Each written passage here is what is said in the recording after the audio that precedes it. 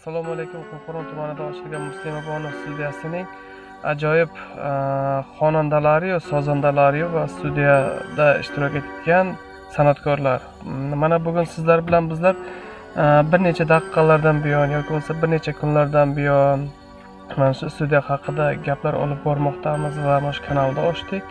Qo'llab-quvvatlashlaringizda umidvormiz. O'zlaringizda yangiliklar bo'lsa marhamat bizga tashlashingiz mumkin.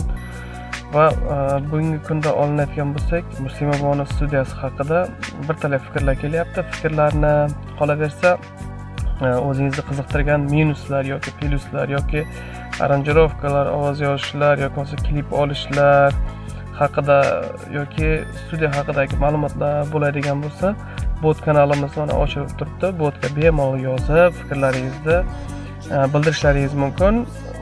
Bu fikrlar qanday fikrlar bo'lishi mumkin?